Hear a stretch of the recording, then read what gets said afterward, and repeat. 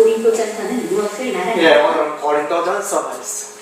고린도는 아가야의 수도이며 동성역의 중심지이며 헬라인들과 유대인들과 로마인들과 아시아인들이 모인 도시였다. 고린도 시장에는 헤라클레스, 포세이돈, 아폴로, 헤르메스 등의 신전이 있었고 그 북쪽에는 치유의 신 아스클레피오스 신전이 있었고 사랑의 신 아프로디테 신전에는 매춘부가 1000명이나 있었다. 그 도시에서는 황제와 그 가족을 신으로 숭배하고 있었고 많은 신들과 많은 주들이 있었고 성적 타락을 의미하는 고린도화하다라는 신조어가 통용되었다. 그곳은 이탈리아인들이 강력한 지배계층이었고 매우 자유분방하고 신분이나 형식을 뛰어넘는 민주주의 성격의 도시였다.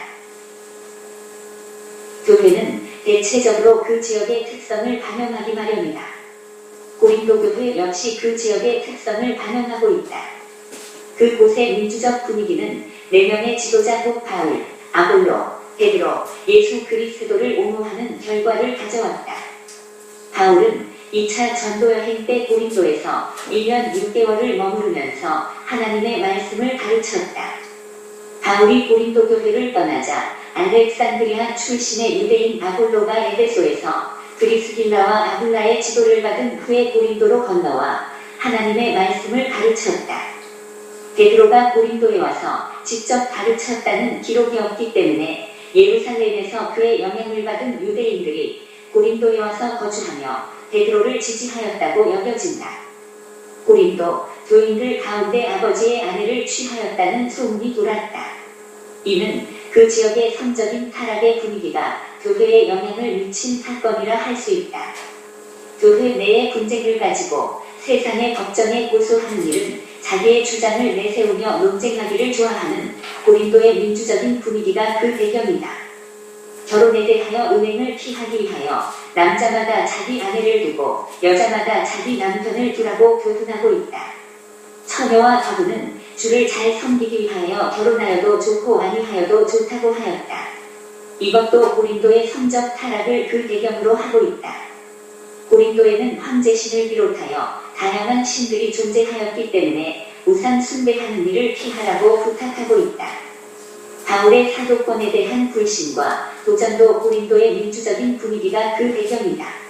여자가 머리에 무엇을 쓰고 예배하는 문제와 성찬에서의 분쟁의 모습은 고린도의 무질서한 분위기를 반영하고 있다. 여기서 고린도의 사회적, 도덕적 현상을 모두 고린도 교회의 문제의 배경으로 연결하는 것은 다소 무리가 있지만 그럼에도 불구하고 고린도의 지역 사회의 분위기가 고린도 교회에 영향을 끼쳤음을 부인하기는 어렵다. 한편 바울은 이러한 고린도 교회의 문제의 원인은 영적인 미성숙이라 진단하고 있다. 그들이 신령한 자들이 아니라 육신에 속한 자들이며 그리스도 안에서 장성한 자들이 아니라 어린 아이에 불과하다는 것이다.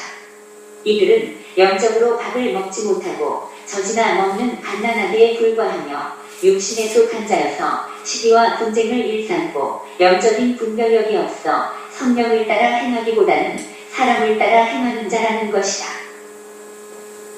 요한계시록에 나오는 라오디게아는 금융업이 발달하였고 그 특산물이 안약이었고 유명한 의과대학이 있었고 광택이 있는 검은 양모 생산지로 유명하였다.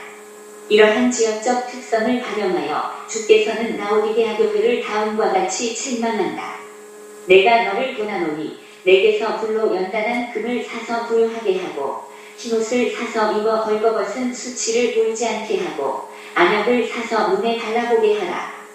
주님이 책망하시기 전까지 라오디게아 교회는 그 지역의 영향을 받아 세속화되어 금과 옷과 안약을 자랑하며 만족하게 살았다.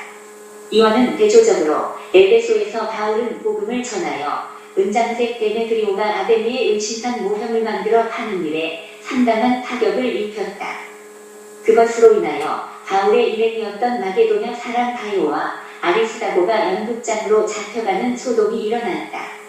이는 에베소 교회가 복음 전도로 그 지역에 영향을 끼쳐 우상산업을 붕괴시킨 예가 된다.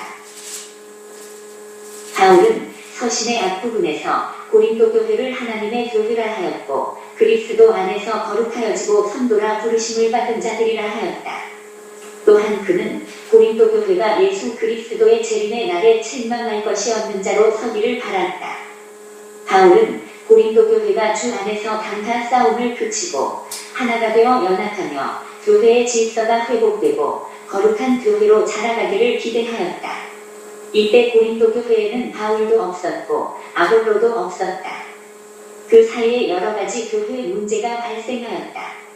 이를 위하여 그는 먼저 디모데를 파송하고 있다. 바울이 쓴 편지는 여러 교회를 경유하다가 오는 디모데가 고린도에 도착하기 전에 먼저 배달되었다. 바울은 이 편지 곧 고린도전서를 통하여 문제가 많은 고린도 교회가 믿음과 소망과 사랑 가운데 회복되기를 바랐다. 바울의 신학을 믿음과 소망과 사랑의 신학이라 할 수 있다. 바울은 고전 13장 13절에서 믿음과 소망과 사랑 이 세 가지는 항상 있을 것이라 하였다. 바울은 데살로니가 교회를 칭찬할 때도 믿음의 역사와 사랑의 수고와 소망의 인내를 말하였다. 너희의 믿음의 역사와 사랑의 수고와 우리 주 예수 그리스도에 대한 소망의 인내를 우리 하나님 아버지 앞에서 쉬지 않고 기억하느니. 고린도 교회의 믿음의 삶을 위하여 바울은 십자가의 도에 대하여 말하였다. 십자가의 도가 멸망하는 자들에게는 미련한 것이요 구원을 받는 자들에게는 하나님의 능력이다. 그리스도는 하나님의 능력이며 하나님의 지혜다. 예수는 하나님으로부터 나와서 우리에게 지혜와 의로움과 거룩함과 구원함이 되신다. 바울은 고린도 교회가 바울이나 베드로나 아볼로가 아니라 오직 그리스도와 십자가의 도를 바라보도록 부탁한다. 고린도 교회의 사랑의 삶을 위하여 성령의 은사를 말하고 있다. 지혜의 말씀, 지식의 말씀, 믿음, 신유, 능력, 예언, 영분별, 각종 방언 통역은 성령께서 각 사람에게 나누어 주신 것이다. 신자는 이 성령의 은사들을 가지고 교회를 세우되 사랑으로 행하여야 한다. 고린도 교회의 소망의 삶을 위하여 그리스도와 신자의 부활을 말한다. 신자들은 사망을 이기고 부활하여 신령한 몸을 입고 영생에 들어간다. 바울은 고린도 교회의 영광을 위하여 이 편지를 다음과 같이 마무리한다. 믿음에 굳게 서라. 모든 일을 사랑으로 행하라. 우리 주여 오시옵소서.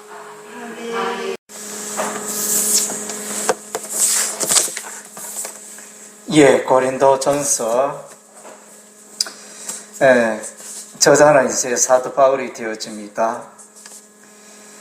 기록 장소는 바울이 에베소에 있었을 때 기록된 고린도 교회를 향하여 기록된 서신서가 됩니다. 시기적으로는 이때 AD 55년경에 기록이 되었고, 우리가 이제 고린도전서의 그 배경을 알기 위해서는 이제 고린도라는 도시의 특성을 알아야 됩니다.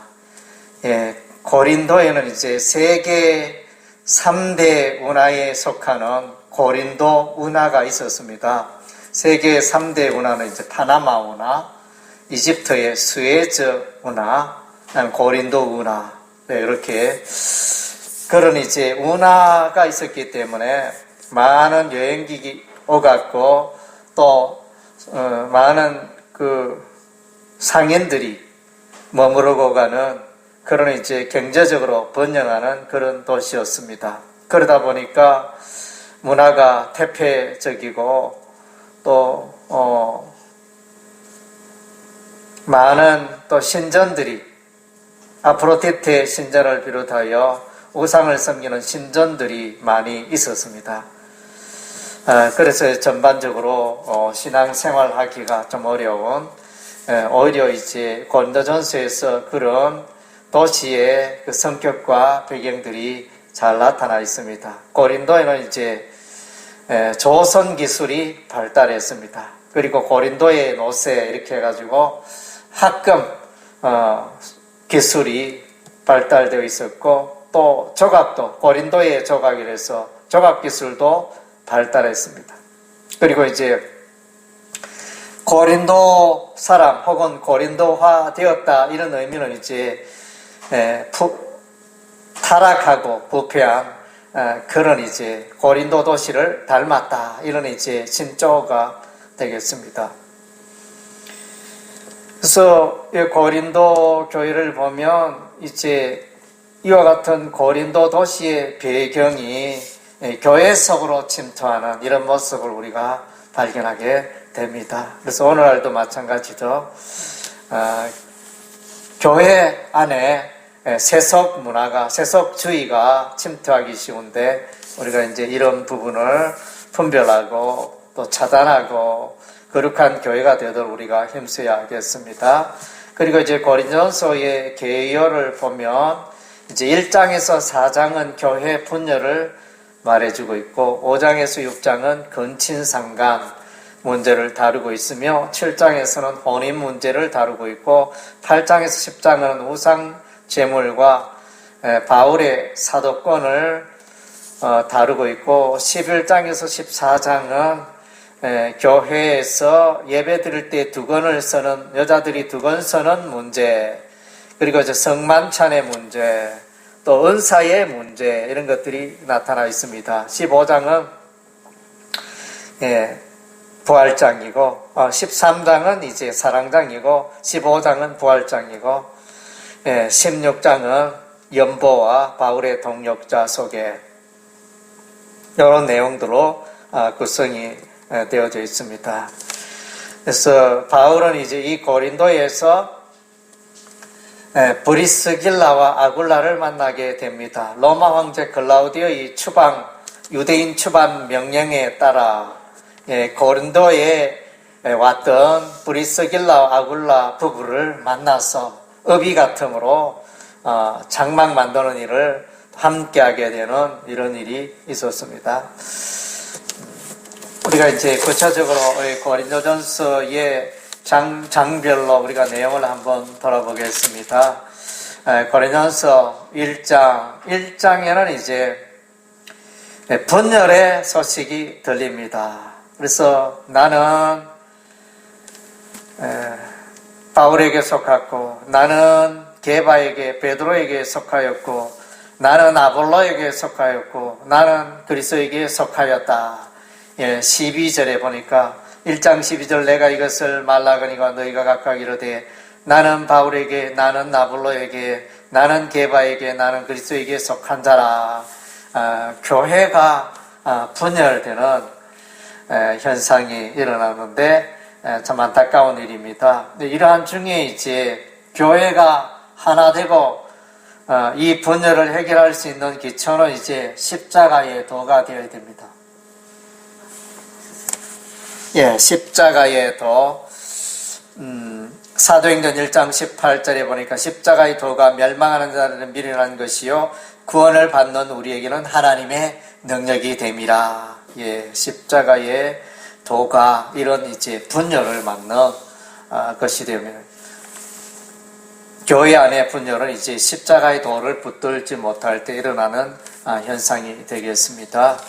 그리고 이제 고린도서 2장에는 이제 또 교회 분열의 해결책 중에 하나는 이제 성령이십니다. 성령 하나님이 함께할 때 이런 분열은 또 예방이 되어지는 것입니다. 2장 10절과 11절, 12절에 보면 오직 하나님이 성령으로 이것을 우리에게 보이셨으니 성령은 모든 것 곧 하나님의 깊은 것까지도 통달하시느니라. 성령을 소개하고 있고 11절에 사람의 일을 사람의 속에 있는 영외에 누가 알리요 이와 같이 하나님의 일도 하나님의 영외에는 아무도 알지 못하느니라. 그래서 계속 성령에 대해서 말씀해 주고 12절에 우리가 세상의 영을 받지 아니하고 오직 하나님으로부터 온 영을 받았으니 이는 우리로 하여금 하나님께서 우리에게 은혜로 주신 것들을 알게 하려 하심이라. 그래서 이제 성령의 인도함을 받을 때 교회의 분열은 치유되고 회복될 수 있는 것입니다. 그리고 이제 3절은 이와 같은 교회의 분열이 어떻게 일어나느냐 그 원인적인 내용을 설명해. 결국은 이제 너희가 신령하지 못하고 너희가 육신에 속하였기 때문에 이런 분열이 일어났다. 1절에서 3절에 보면 형제들아 내가 신령한 자들을 대함같이 너에게 말할 수 없어서 육신에 속한 자 곧 그리스도 안에서 어떤 아이들을 대함과 같이 하노라. 내가 너희를 젖으로 먹이고 밥으로 아니하였노니 이는 너희가 감당하지 못하겠거니와 지금도 못하리라. 너희는 아직도 육신에 속한 자로다. 너희 가운데서 시기와 분쟁이 있으니 어찌 육신에 속하여 사람을 따라 행함이 아니리요. 그래서 이제 영적으로 미성숙하여 교회에 분열이 일어났다 이렇게 말씀해주고 있습니다. 그리고 이제 이런 교회의 분열을 또 해결하는 방법 중에는 이제 우리가 다 이제 하나님의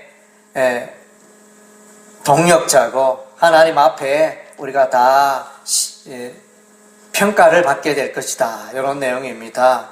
3장 9절에 우리는 하나님의 동역자들을 너희는 하나님과 같이 하나님의 집이니라. 이렇게 말하고 10절에 내게 주신 하나님의 은혜를 따라 내가 지혜로운 건축자와 쥐터를 닦아둠에 다른 이가 그 위에 세우나 그러나 각각 어떻게 그 위에 세울까를 조심할지니라. 그래서 이제 건축을 어떻게 하느냐. 그래서 하나님의 공력이 나타나서 불시험이 나타나서 다 그 진실이 나타나게 되고 드러나게 되고 평가받을 것이라. 이것을 이제 말씀해 주고 있습니다. 고린도 전서 4장 4장에서는 이제 바울의 사도권을 변호하는 그런 장면이 되어집니다. 4장 1절에 사람이 마땅히 우리를 그리스도의 일꾼이요 하나님의 비밀을 맡은 자로 여길지어다 이렇게 말하고 3절에 너희에게나 다른 사람에게나 판단받는 것이 내게는 매우 작은 일이라 나도 나를 판단하지 아니하노니. 그래서 주변에서 바울을 판단하고 바울의 사도권에 대해서 의심하고 또 가짜다 뭐 이렇게 말하는 그런 이제 영향력 가운데 있는 바울의 모습을 보게 됩니다. 그러나 이제 바울은 자신의 삶을 통하여 나는 사도가 분명하다 이런 것을 이제 입증하고 있습니다. 주의 복음을 위하여 사도로서 많은 고난을 받았다 이렇게 말하고 있습니다. 9절에 4장 9절에 보니까 내가 생각하는데 하나님이 사도인 우리를 죽이기로 작정된 자와 같이 끄트머리에 두셨음에 운이는 세계 곧 천사와 사람에게 구경거리가 되었노라. 우리는 그리스도 때문에 어리석으나 너희는 그리스도 안에서 지혜롭고 우리는 약하나 너희는 강하고 너희는 정리한 우리는 비천하여. 그 다음 주 일꾼의 수고를 바로 이 시각까지 우리가 줄이고 목마르며 헐벗고 매맞으며 정책 없고 또 수가 여친이 손으로 일을 하며 모욕을 당한 적 축복과 박해를 받은 적 참고 비방을 받은 적 권면하니 우리가 지금까지 세상에 들은 것과 마물에 찢길 것 같이 되었노라. 복음을 위하여 하나님 나라 안에서 수고한 바울의 사도적 모습을 보여주고 있습니다. 그리고 고린도 교회를 향하여 내가 너희의 서성이다 이렇게 말씀해주고 그러니까 서성이다 아니고 이제 영적인 부모다 그것을 말씀해주고 있습니다. 15절에 4장 15절 그리스도 안에서 일만 서성이 있으되 아버지는 많지 아니하니 그리스도 예수 안에서 내가 복음으로서 너희를 낳았습니다. 선생님이 아무리 훌륭해도 자녀에게 있어서는 부모를 앞설 수가 없겠죠. 그래서 내가 너희를 낳은 영적인 부모다. 바울은 그렇게 말하면서 사도권에 관하여 확신 있게 말해주고 있습니다. 내 삶을 볼 때 내가 너희의 충분한 사도적 자격이 있다 이렇게 가르치고 있습니다. 5장 고린도서 5장에는 이제 근친 상간을 설명해주고 있습니다.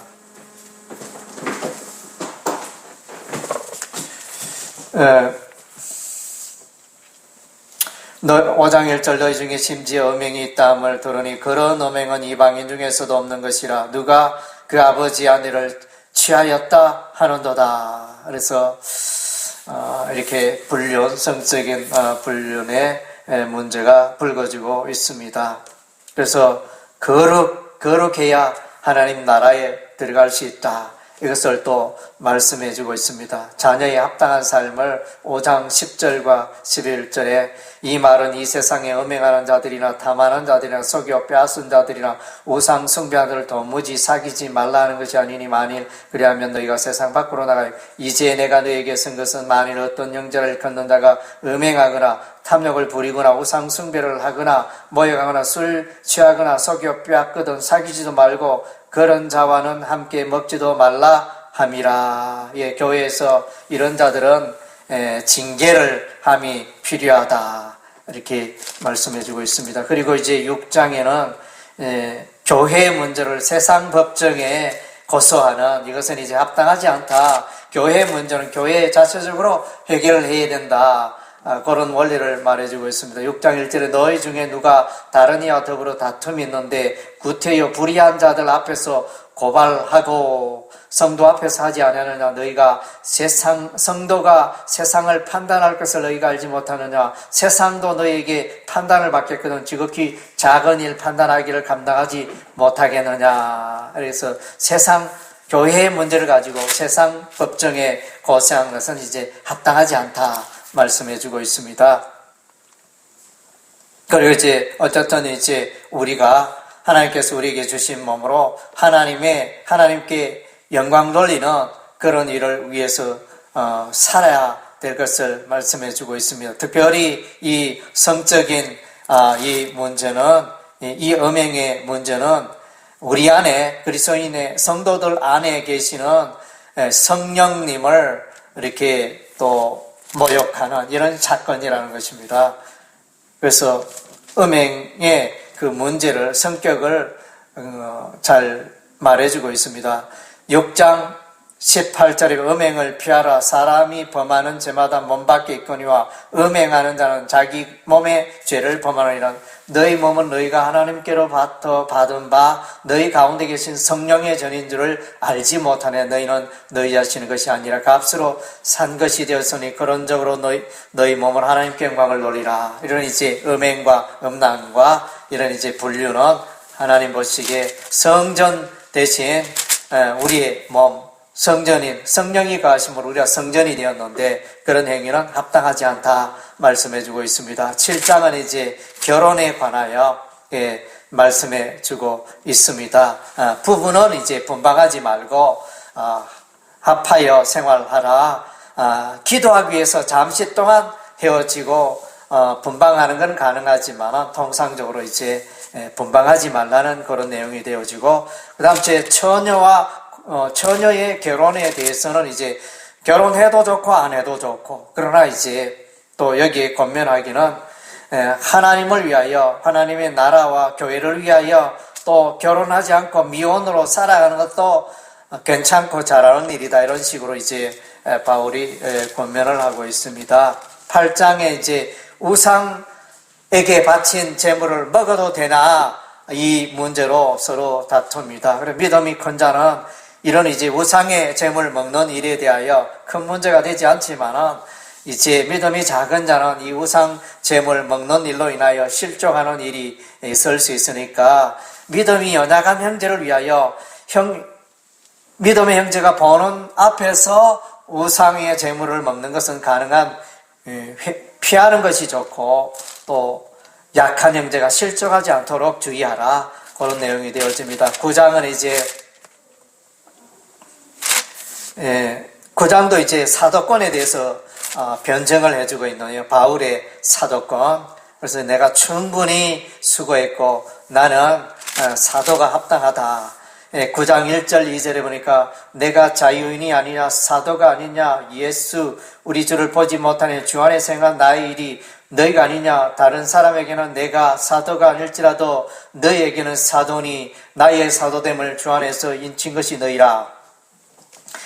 사도권에 대해서 바울이 이렇게 변명을 해주고 있습니다. 그래서 바울은 이제 그의 복음 전하는 이 삶을 통하여 충분히 증명할 수 있다 이렇게 말해주고 있습니다.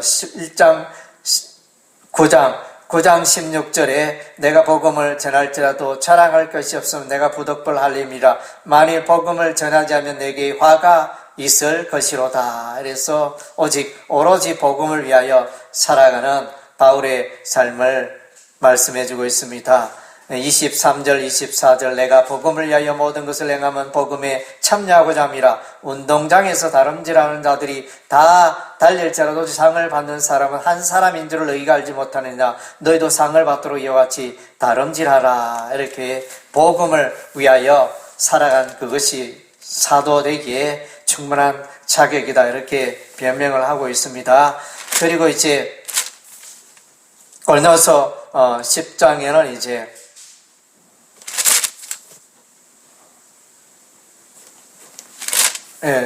우상 숭배하는 일을 피하라.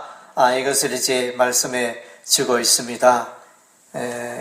그래서 출애굽한 백성들이 모세가 시내산에 있었을 때 송아지 우상을 세우고 경배했던 그런 기사가 나타납니다. 10장 7절에 그들 가운데 어떤 사람과 같이 너희는 우상 숭배하는 자가 되지 말라. 기록된 바 백성이 앉아서 먹고 마시며 일어나서 뛰는 다음과 같으니라. 그들 중에 어떤 사람들이 엄행하다가 우리 23,000명이 죽었나니 우리는 그들과 같이 엄행하지 말자. 그래서 우상 숭배함으로 하나님의 마음을 아프게 하지 말자. 이런 내용이 되었습니다. 그래서 우상 숭배하는 것은 귀신을 섬기는 것이다. 10장 20절에 무릇 이방인이 제사하는 것은 귀신에게 하는 것이요 하나님께 제사하는 것이 아니니 나는 너희가 귀신과 교제하는 자가 되기를 원하지 아니하노라. 너희가 주의 잔과 귀신의 잔을 겸하여 마시지 말고 주의 식탁과 귀신의 식탁을 겸하여 참여하지 못하리라. 우상 숭배하지 말라는 것을 이제 강조해 주고 있습니다. 11고린도서 11장에는 이제 교회 안에서 여자들이 머리에 두건을 쓰고 예배를 드려야지 두건을 쓰지 않고 예배 드리는 것은 이제 합당하지 않다. 그런 문제를 말해주고 있습니다. 이것은 이제 고린도만의 어떤 이제 문화적 특성을 반영한 것이 되겠습니다. 이것이 오늘날에도 이제 우리가 여성들이 예배 드릴 때 두건을 써야 하느냐 그런 문제는 아닙니다. 이것은 이제 고린도 도시의 또 그때 당시의 특성을 반영한 그런 특별한 부분으로 우리가 이해하고 해석을 하면 되겠습니다.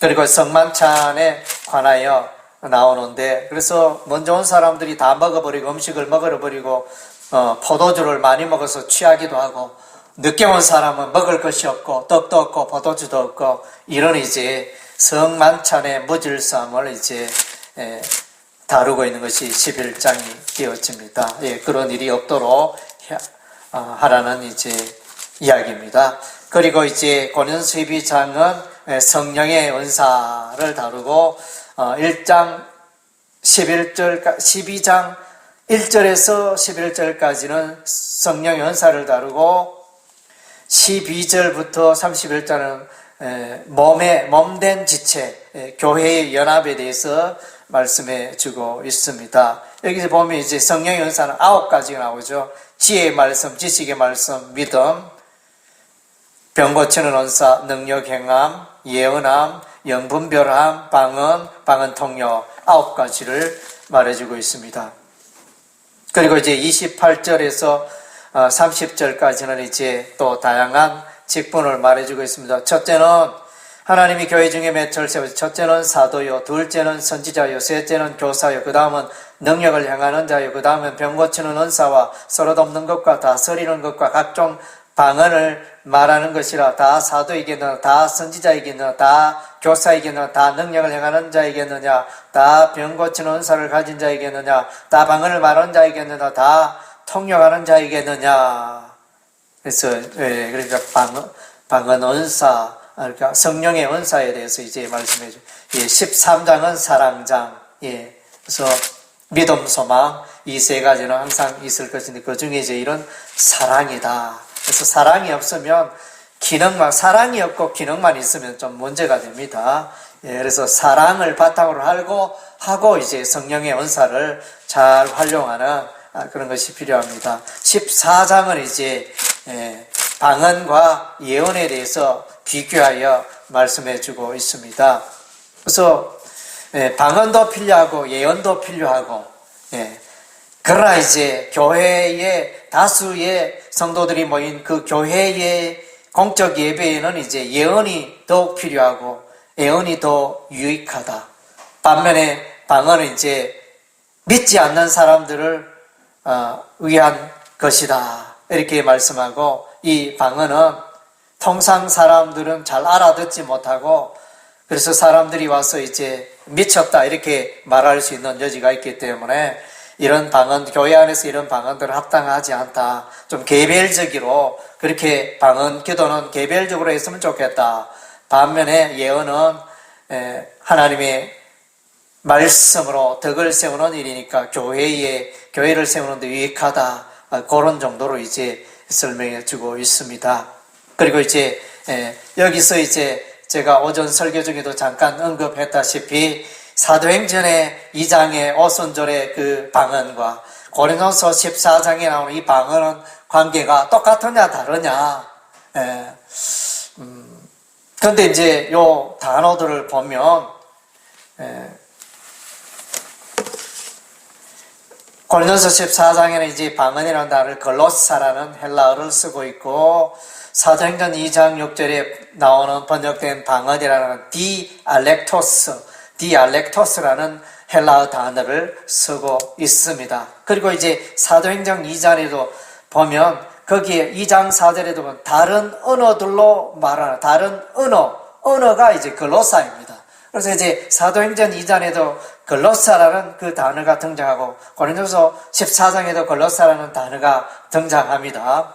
그래서 이제 공통적으로 어떤 이제 공감대가 공통점을 가진 것을 발견할 수 있고, 단지 이제 특징적인 것은 오순절날 사도행전의 이 방언은, 성령의 방언은 외국어로 아시아, 아프리카 주변의 여러 나라들이, 유럽에서 온 자들이 자국의 그 언어로 들을 수 있는 그런 이제 외국어 성격이 강한 그런 방언이었는데, 고린도서 14장에 말하는 이 방언은 하나님에게 하는 것이고 보통 사람은 알아듣지 못하는 그런 이제 방언이었습니다. 그래서 주로 이제 이 고린도서 14장의 방언은 하나님께 하는 거고, 또 개인의 기도의 삶을 위해서 유익한 그런 이제 성령의 은사, 그런 이제 성격이 좀 다른 방언임을 우리가 보게 됩니다. 고린도서 15장은 이제 부활장입니다. 그래서 죽은 자의 부활이 어떻게 되느냐, 그것에 대해서 이제 밝히 설명하면서 예수님이 부활의 첫 열매가 되었기 때문에 죽은 그리스도인들도 다 마지막 날에 일어난다, 부활한다, 이것을 설명해 주고 있습니다. 15장 20절에 그러나 이제 그리스도께서 죽은 자 가운데서 다시 살아나사 잠자는 자를 첫 열매가 되셨도다. 사망이 한 사람으로 말미암았으니 죽은 자의 부활도 한 사람으로 말미암노도다. 아담 안에서 모든 사람이 죽음과 같이 그리스도 안에서 모든 사람이 삶을 얻으리라. 그러나 각각 자기 차례대로 되리니 먼저는 초전여인 그리스도요, 다음에는 그가 강림하실 때 그리스도에게 속한 자여, 그 후에는 마지막이니 그가 모든 통치와 모든 권세와 능력을 멸하시고 나라를 아버지 하나님께 바칠 때라. 이렇게 말씀해 주고 있습니다. 그래서 이제 여기에 부활에 관하여 이제 논쟁이 되는 부분이 있습니다. 그래서 이제 재림 때 예수님이 어떻게 오느냐, 천년왕국을 중심으로 하여 천년왕국이 이루어지기 전에 예수 재림 후에 천년왕국이 이루어진다, 이런 설과 그다음 천년왕국 이후에 예수님이 재림하신다, 이런 설로 이제 크게 나뉘어지죠. 그리고 이제 부활에 관하여 악인과 의인이 동시에 부활하느냐, 아니면 의인의 부활이 먼저 있고 나중에 악인의 부활이 있느냐, 이 문제에 관해서도 이제 신학적으로 왈가왈부하고 있습니다. 통상적으로 이제 악인과 의인의 동시적인 부활이 합당한 해석이라고 이렇게 보여집니다. 예, 그래서 예수님이 부활하고 예수 재림할 때 우리 성도들이 다 이제 동시에 부활하게 되고 믿지 않는 자들도 무덤에서 일어나서 부활하여 하나님의 심판대 앞에 서서 영벌, 지옥, 영생, 천국으로 가게 되어지는 그런 이제 백보다 심판이 이루어진다. 이렇게 통상 이제 이해를 합니다.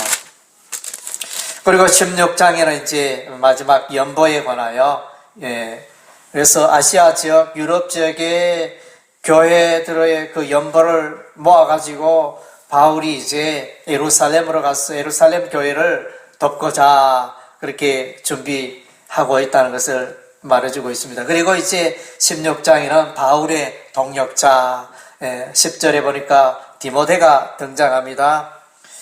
디모데는 바울의 손발처럼 그래서 잘 바울을 받들어 섬기는 주의 동역자였습니다. 그리고 아볼로 12절의 아볼로, 이 아볼로는 이제 에베소에서 브리스길라 아굴라에게 배워서 고린도에 가서 고린도 교회에서 크게 대성한 케이스. 고린도 교회에 고린도 에베소에서 고린도로 건너가서 에베소는 아시아이죠. 아시아에서 유럽 고린도로 건너가서 거기서 목회를 했는데 대성하여 그래서 이제 고린도서 우리가 아까 앞부분에 보면 우리는 아볼로파다 할 정도로 그렇게 이제 유능한 그런 유력한 목회자였던 것입니다. 그리고 15절에 스데바나가 등장합니다. 아가야의 첫 열매고 성도 성기로 작정한 자의 바울을 이렇게 전도의 열매가 되고 잘 돕고 섬기는 그런 자였습니다. 교회 교동 같은 자였습니다. 17절에 스데바나와 버도나도와 아가이오 이런 자들이 이제 바울의 협력하는 자들이었습니다. 18절에 그들이 나와 너희 마음을 시원하게 하였으니 그러므로 너희는 이런 사람들을 알아주라 부탁을 하고 있습니다. 그리고 이제 19절에 아굴라와 브리스가와 아굴라. 브리스가는 아내죠. 아내 이름 브리스가, 남편 이름은 아굴라. 이렇게 되는 통상 이제 브리스길라와 아굴라 이렇게 사도행전에 보면 그렇게 많이 칭하죠. 여기는 지금 남편 아굴라가 먼저 나오고 브리스가 아내가 나중에 나오는 그렇게. 그래서 바울과 사도행전 18장 이제는 바울과 동역하고 장막 만드는 일을 만들고 함께 활동했던 그런 이제 인물입니다. 이렇게 해서 이제 로마서 16장에 보면 이제 하나님의 와는 로마의 일꾼들이 나타나는 것처럼 고린도서 16장에도 보니까 이런 이제 하나님의 일꾼들이 많이 이렇게 기록이 되어져 있습니다. 우리